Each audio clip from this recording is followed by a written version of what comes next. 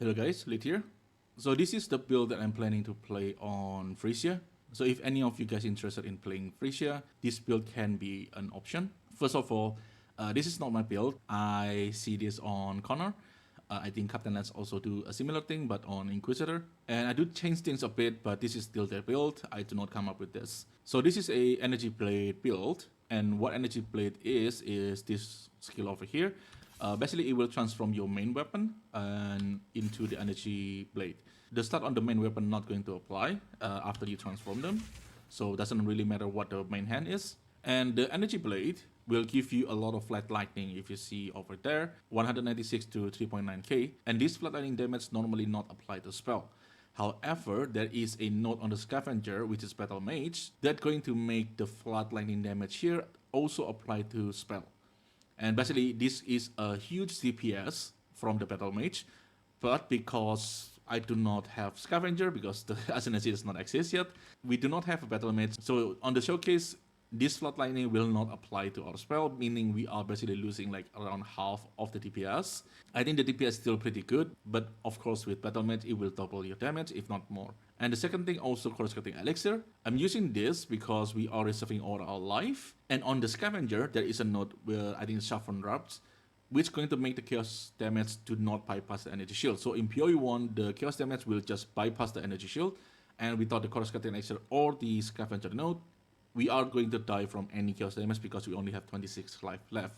So that's the reason why you see corresponding elixir here, because once again, the Scavenger Ascendancy node is not here yet. So this elixir will not be accessed on the PoE, and also this pathing over here will also not exist on the PoE, because this Eternal Youth is basically allow me to use Radius Fire with corresponding elixir. Just want to explain that because some people probably going to be confused why you have this, but in the PoE it doesn't exist, so that's the reason why. I have to make up for it because the Scavenger Ascendancy node is not here yet. So with that, I will explain about the build later. For now, let's just do the mob showcase. I have T16 here. And the passive tree, I do not have a passive tree here. This is because this character on standard, I do not play my standard character, so I do not have the passive point for that. So let's just showcase the build a little bit.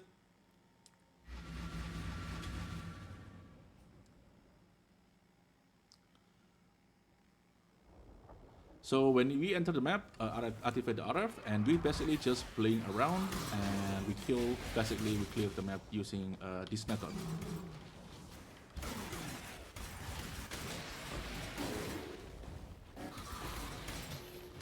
And as you can see, clearing with the movement skill is make you become really fast. And also remember that we do not have all the damage because of the battle node because of the Battle Mage node is not here yet. The damage is still pretty good to clear everything.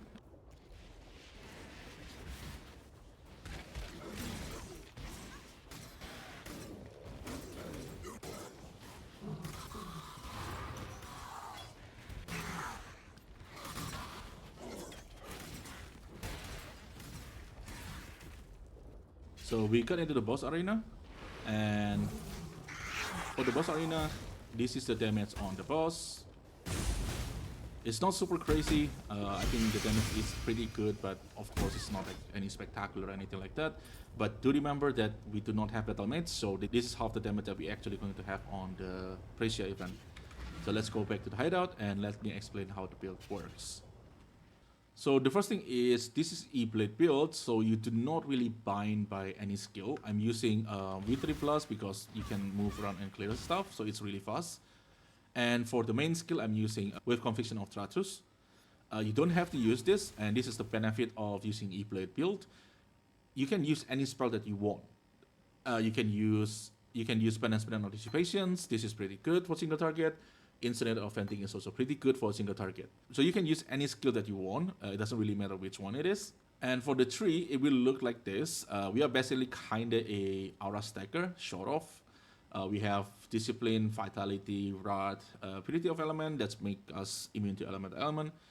Clarity, Zealotry, Flesh and Stone, Arctic Armor, and Haste. There's a lot of aura, so this is kinda a aura stacker, although the big chunk of the DPS will come from the Energy Blade. And on this version, since I try to make it as budget as I can, so this version doesn't include any cluster at all. All you need is a decent amount of energy shield on your gear. So for example, like this one is T1, T2, T2 energy shield. The chest is triple T1. This one is T2, T1, T1, and I think this one is T1, T1. Now this gear look impressive, but with the Leak Mechanic Breach from the tree, you actually can get this kind of item relatively easy. On the Keeper of the League 3.27, you will see a lot of this on the market because the tree is pretty broken on printing this kind of stuff. But as you can see on the showcase, we have more than enough DPS. You probably can get away without like a triple T1, for example. You will get less energy shield, but I think the damage is still pretty good, and the defense I think is still pretty good. And for the unique, there's two unique that we're using. The first one is Cyclopean Coil. This is going to give you a lot of increased attribute, and you also can put the attribute catalyst on it. It's going to give you more increased attribute. And another unit that we use is Prism Guardian. This is going to allow you to reserve your life without using Arrogant support. And we are reserving Haze, Wrath, and Zealotry on this unique. And the third unique is Aziri Promise. You get this from Aziri. This plus is not really that popular, so I don't think it's going to be that expensive. And that's basically the entire unique. For the ring, you just look for cast speed, intelligence, and if you possible get the evasions and energy shield. And the reason why the evasion is good is because of this mastery over here. It gives us 20% increased maximum energy shield, but if you cannot get that, it's not the end of the world. You lose 20%, but that's probably fine. And the amulet, just a normal amulet with intelligence and cast speed. That's the most important part. And if possible, get the maximum energy shield. That's going to give you more energy shield. So that's for the items. I don't think the item is that hard to get, especially with the Bridge 3 mechanic. You can print this kind of item relatively easy. And we also have more than enough resistance because of the purity of element. So you probably do not need, like, this one have T1 resistance. This one also have T1 resistance. Or this one is T8, so it's pretty bad. This one have T1 resistance, and this one also have like T1 resistance. You probably do not need the T1 resistance since we are like way overcap on the resistance. So you probably need something like T2 or T3, and that's probably will be enough. And purity of element will help you cap your resistance. And if you have enough currency, you probably also can include something like RSN, or even just a Bismuth Flask. That's also going to help you with resistance. And I do not use any unique at all on the tree. So all the jewel here is basically just a normal jewel. I'm just looking for the maximum energy shield and intelligence. If there is a useful third stat, that's good, but even without that, it's also fine. Like this one, 11 spell damage. It's not really that big DPS anyway, so they are only looking for 2 stat on the jewel, is maximum energy shield and intelligence. Same for this one, and also same for this one. And this one is a little bit different because it has a corruptions, 2% increased reservations. You need one of the jewel that have this. So you probably can look for, like, I don't know, any stat that useful, and with the corruption, that's probably fine. Losing 8% energy shield is not that big of a deal. If I take this off, you still have 9,000 energy shield. It's still pretty good amount. And we need this reservation, so we're able to reserve 50% aura on the life. Because this 1, 2, 3, this is a 50% aura reservation, so this is pretty heavy. So you will need one jewel, at least one, that have a 2% increased reservation efficiency of skill. And other than that, all the jewel is pretty standard. This one is like aura attribute, intelligence, and energy shield, something like that. The tree itself is pretty basic, it's pretty standard, and I do have this one. This is going to give us a lot of intelligence, and the reason for that one, because 5 intelligence give us 1% energy shield. So that's also going to contribute to the amount of energy shield that we are going to have at the end. And 9,000 is not a lot.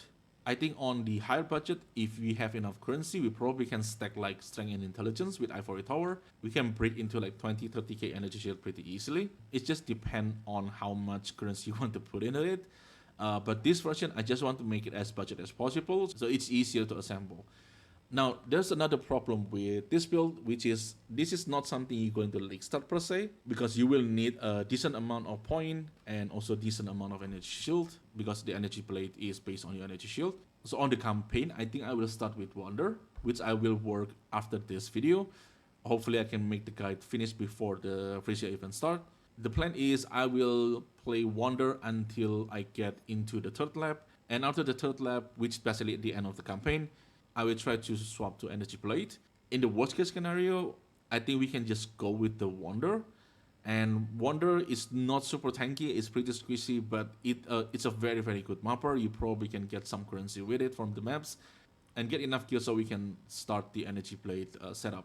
And as I mentioned earlier, 9,000 is a bit much, so we probably can use less energy shield on these items, so we probably do not need any triple T1 like this.